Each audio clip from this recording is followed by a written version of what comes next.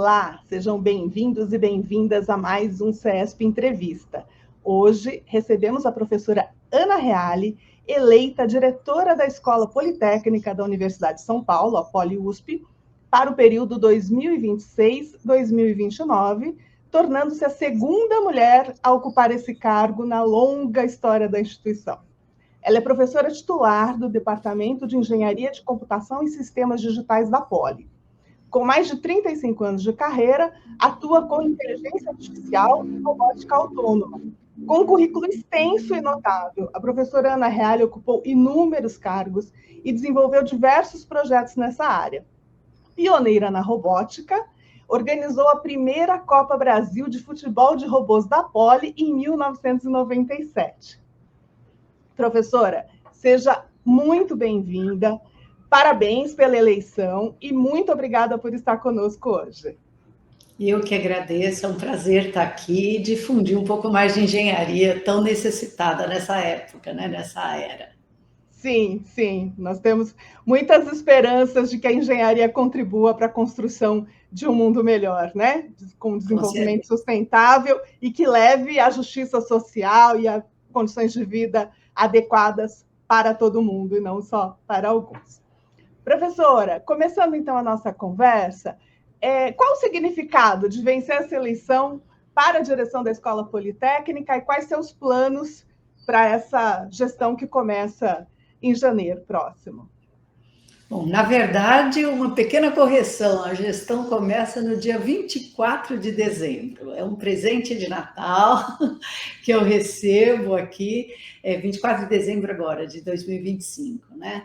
Então, vencer essa eleição tem sido assim, uma oportunidade enorme para a gente, para conduzir com coragem, com humildade e determinação, realmente, esse compromisso que a gente tem aí de liderar as transformações tecnológicas que a gente pode ter, sociais e ambientais também, que a gente tem na nossa escola. Então, honrando a nossa tradição da nossa escola, né? Tanto de tradição quanto de inovação, para a gente enfrentar esse novo desafio. E também eu queria ressaltar que foi muito relevante, por exemplo, ter sido a segunda mulher em 132 anos para ser eleita como diretora da Escola Politécnica. Eu vejo uma transformação, isso está...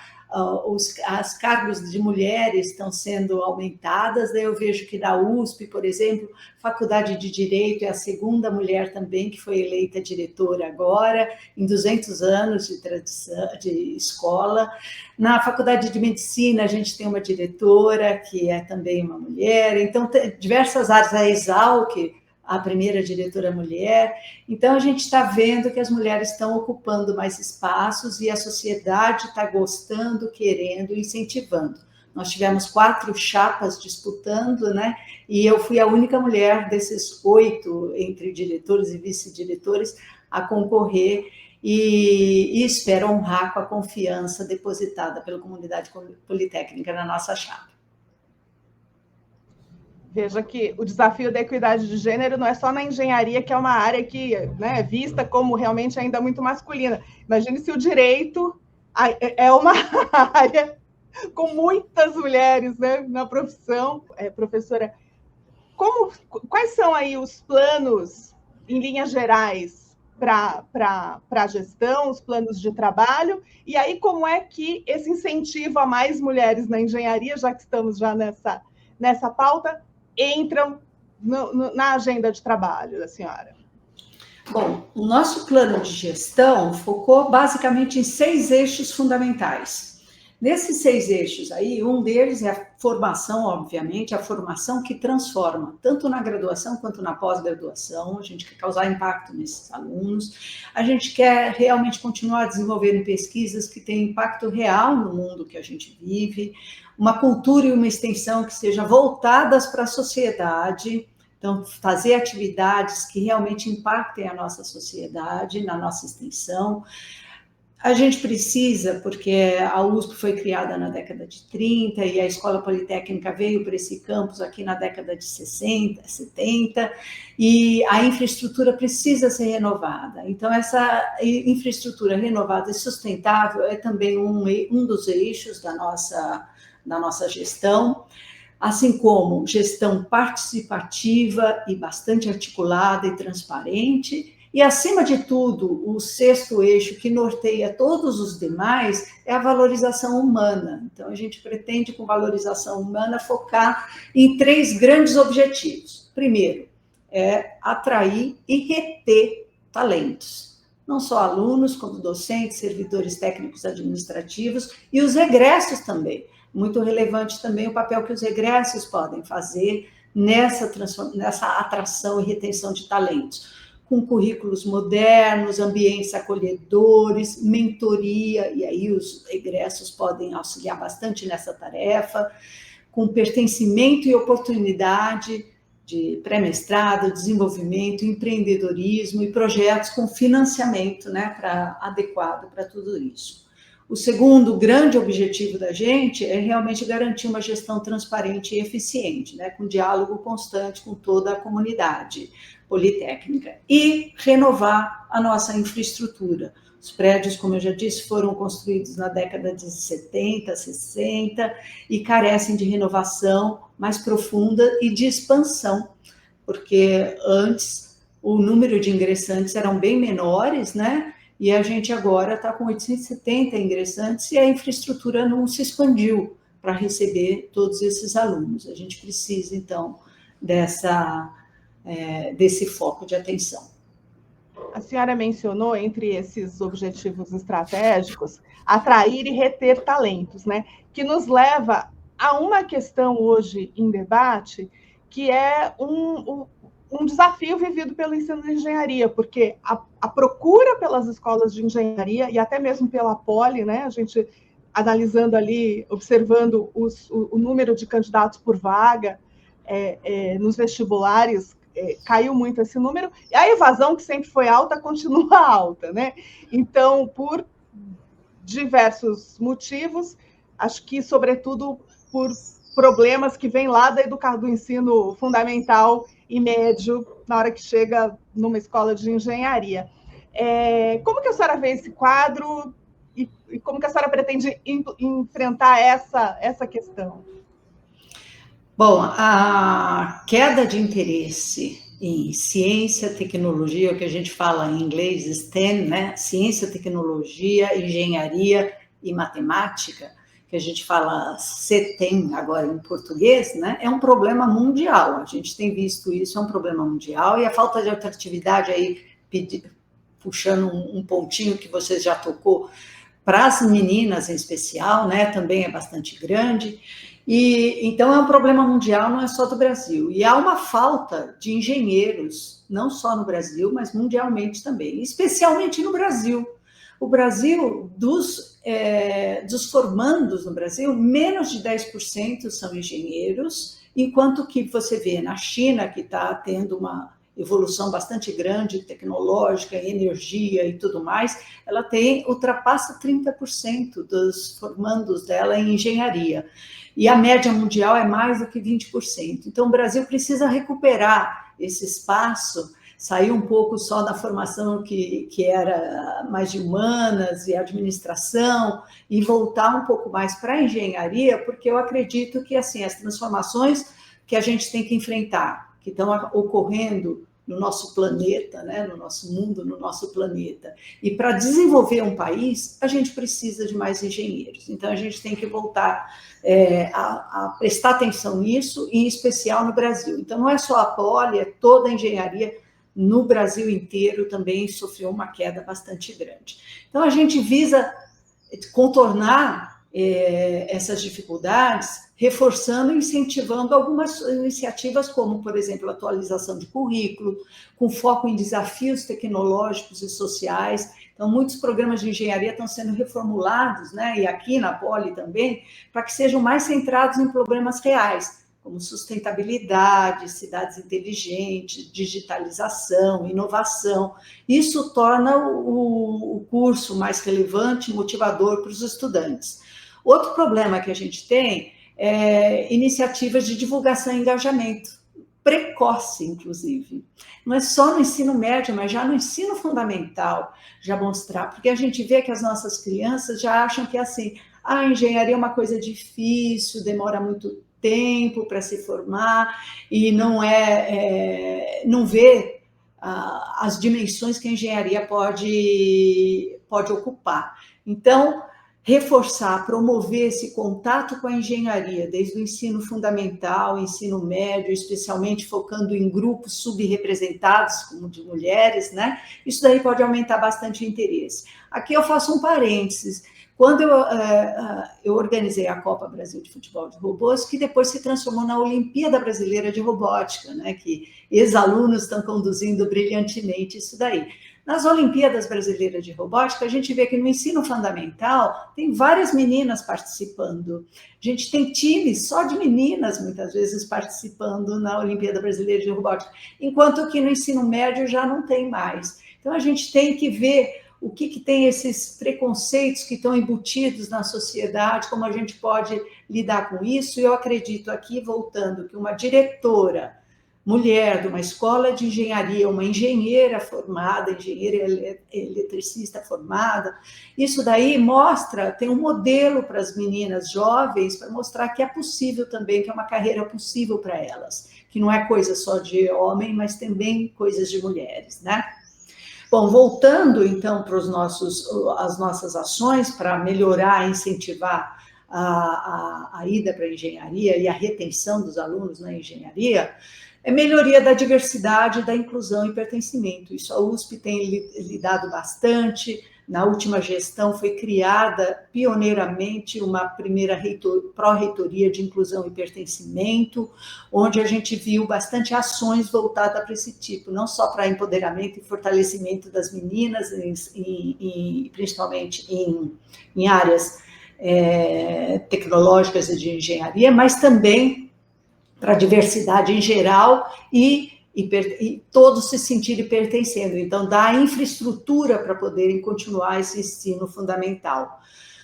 E eu acho fundamental, dentro da área de engenharia, ter essas parcerias com indústrias, estágios, experiências práticas e trazer para a sala de aula problemas reais, tá? Onde os alunos podem, então, desenvolver o conhecimento aplicando já e já vendo utilidade em problemas reais, porque senão fica muito abstrato. Vão entrar no curso de engenharia e tem física 1, 2, 3, 4, cálculo 1, 2, 3, 4, para que serve isso, né? Quando depois a gente pode já mostrar logo no começo com essa troca com a indústria, com as empresas, com o mercado em geral. É fundamental que se comunique, divulgue esse curso em diversas instâncias, né, para mostrar como o curso de engenharia realmente pode proporcionar carreiras interessantes, com impacto social, com inovação, com internacionalização. Isso ajuda muito que as percepções dos alunos, dos jovens, né, não fiquem com a engenharia difícil demais para mim, ou que não é para mim, muito pelo contrário, que é uma carreira interessante e é uma carreira que é para todos, né? Então, enfim, outra observação que eu quero fazer, que também foi testada nessa gestão, foi ampliada nessa gestão, é a flexibilidade e formatos diversos para ingresso na universidade, né? Então, a gente tinha a FUVEST, depois entramos no Enem também, aí tem Provão Paulista, tem ingresso por vencedores de Olimpíadas, então tem diversas formas de ingressos, as cotas e tudo mais, tem diversas formas de ingresso que podem promover todas aquelas observações que a gente fez a respeito de diversidade e tal no nosso público. Esses desafios tecnológicos, levar essas demandas para a sala de aula, para os laboratórios da Poli, também, de certa forma, pode promover ali, efetivamente, a contribuição da Poli para o desenvolvimento e para a solução de problemas. A gente tem aquele exemplo muito simbólico e importante dos respiradores que foram desenvolvidos na Poli durante a pandemia, no momento em que aquilo era uma demanda vital, né? E que havia ali uma crise para se adquirir, enfim, e a Poli foi lá e deu um show em relação a isso. Você acha que a faculdade, a Escola Politécnica, pode dar mais contribuições assim, efetivas para o desenvolvimento brasileiro, para a sociedade, coisas mais objetivas, concretas? E, já emendando com isso, como é que a pauta ambiental, né, o enfrentamento da crise climática, esse desafio da humanidade que crítico nesse momento, se insere aí nos cursos de engenharia?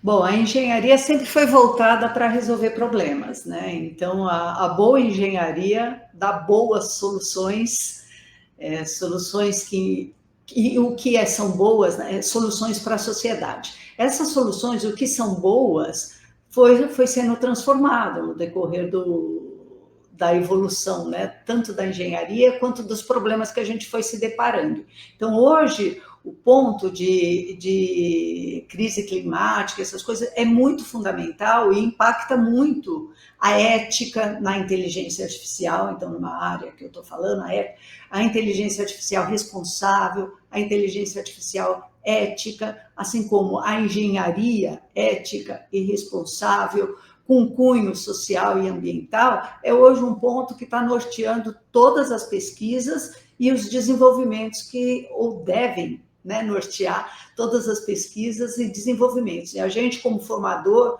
de engenheiros, futuros engenheiros, procura incutir isso logo cedo, essa responsabilidade e essa observação com relação à sociedade, à ética e ao ambiente, né?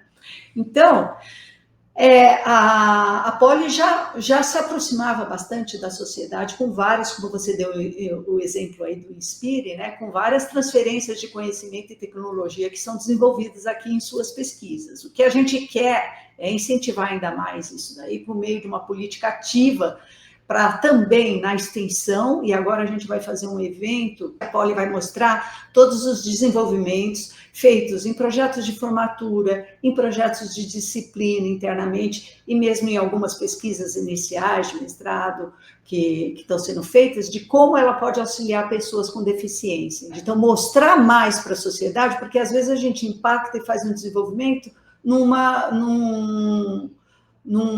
parte pequena da sociedade que não é divulgado amplamente. E é essa divulgação que, junto com a nossa área de cultura e extensão, que a gente pretende, e comunicação, que a gente pretende divulgar mais para a sociedade.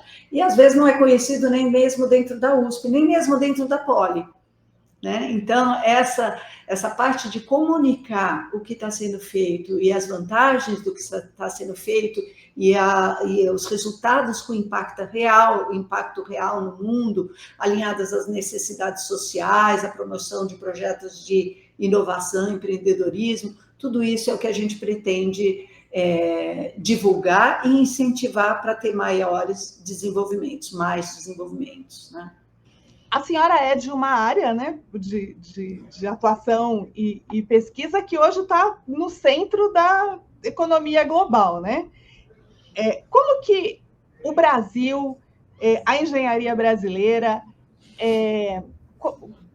tem condições de se inserir nessas áreas de inteligência artificial e robótica, e de uma maneira sustentável, né? Porque junto com a discussão sobre o avanço das ferramentas de inteligência artificial, a gente tem a preocupação aí ética, sobretudo, né? Como é que essas ferramentas vão ser utilizadas, mas tem a questão ambiental também, a sustentabilidade disso, tendo em vista o consumo de energia, de água.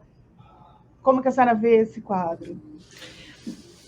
Bom, eu acredito, a inteligência artificial, o Brasil produzia bastante, estava em 12º lugar, se não me engano, pela OCDE, com produção de conhecimento nessa área de inteligência artificial especificamente. E ele caiu um pouquinho. Então, precisa de política do país E isso foi feito com o Plano Brasileiro de Inteligência Artificial, né? Precisa agora realmente executar aquele plano, pôr em ação. E o governo tem tentado fazer isso daí, aproximando a universidade com as necessidades do Brasil. Então, o Brasil é um grande produtor de energia, o Brasil é um grande produtor de agronegócio, o Brasil tem um sistema de saúde único que é fundamental, e a inteligência artificial norteia todas essas áreas. Então, ela é uma área transversal a todos os desenvolvimentos. Então, não precisa necessariamente o Brasil competir necessariamente com a Google e ser, né, não precisa isso. O Brasil pode usar a inteligência artificial dele no agronegócio, na saúde, e é o que ele tem tentado fazer. É isso que está, inclusive, no plano deles, né? Então, a gente tem aqui, a USP é muito poderosa dentro da inteligência artificial dentro do Brasil, né? Grande. E a Escola Politécnica, em especial, também tem uma representatividade bastante grande, tanto em inteligência artificial aplicada, que isso se você observa em todas as 17 ênfases de engenharia que a Poli oferece, assim como que são coordenadas por 15 departamentos aqui da Poli, né? Mais de 400 docentes, mais de 5.000 alunos de graduação, mais de 1.500 alunos de pós-graduação. Todos eles, você vê que todos eles têm uma formação mínima dentro dessa área de inteligência artificial e ciência de dados, porque está sendo uma solicitação, não só dos alunos como expectativa de aprendizado, mas também da sociedade, do mercado e tudo mais, da onde a gente vai implantar. Então, a Poli, ela tem a coordenação do Centro de Inteligência Artificial e Aprendizado de Máquina, que é um centro, um centro construído pela USP, para ser um hub de inteligência artificial da USP. Tem a coordenação do Center for Artificial Intelligence, que é o C4AI, que é um centro de convênio da USP com a FAPESP e com a IBM do Brasil. Tem a coordenação do Centro de Ciência de Dados, que é uma parceria com o Banco Itaú Unibanco, tem a coordenação do RCGI, então a Poli é muito poderosa, o RCGI, que é um centro de pesquisa e inovação de gases de efeito estufa, então aí muito preocupado realmente com não só a transformação de energia, né, para hidrogênio e tudo mais, mas principalmente desses gases de efeito estufa que a gente tem.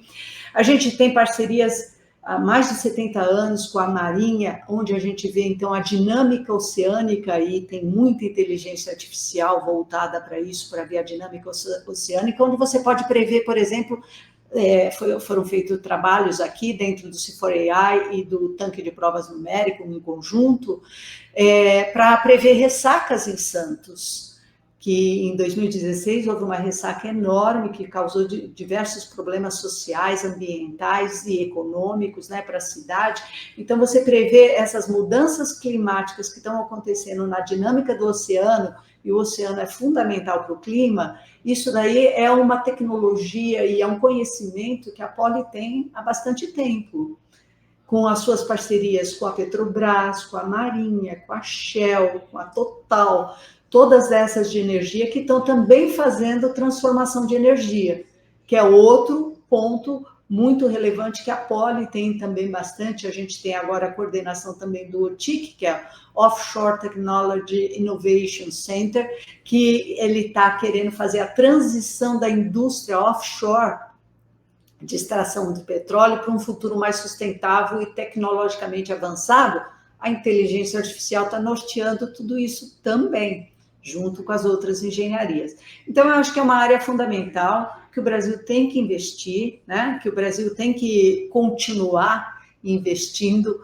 Tem muitos projetos e centros, aqui a gente tem também um centro de pesquisa aplicada, que é uma parceria com a Claro e com a FAPESP, que é para transformação digital, que tem tecnologias relacionadas a 5G, a inteligência artificial, voltada para projetos verticais de cidades inteligentes, indústria 4.0 e agrotech, que são pontos fundamentais para o Brasil e para o desenvolvimento do Brasil. Então, o que precisa ter é continuidade no fomento a essas pesquisas, e os pesquisadores, e a Poli agora está bem focada nisso, em transferir adequadamente essa tecnologia para a sociedade.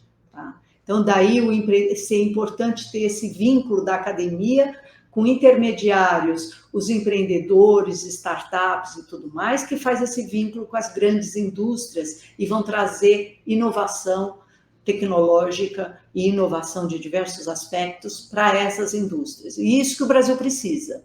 Então, ter uma linha clara e perene de fomento para essa transferência, que essa transferência ocorra com sucesso. Professora, essa discussão específica ali, que se relaciona com o Plano Brasileiro de Inteligência Artificial, o debate sobre instalação dos data centers das Big Techs no Brasil. Uma proposta que o governo está defendendo, né? Tem o projeto lá para ser aprovado, redata, mas tem muitos especialistas dizendo que é preciso exigir contrapartidas, tem a preocupação que, dependendo de onde vão ser instalados esses data centers, o consumo hídrico pode gerar ali problemas. O Brasil tem uma matriz energética limpa, mas, enfim, os consumidores brasileiros pagam tarifas altas pela energia que consomem, então não tem aquela impressão de que está sobrando energia. Como que essa situação aí, qual a sua avaliação dela? Bom, a minha avaliação, eu concordo com os especialistas que falam que tem que ser com cautela, com atenção, mas que a gente tem potencialidade para isso, sim.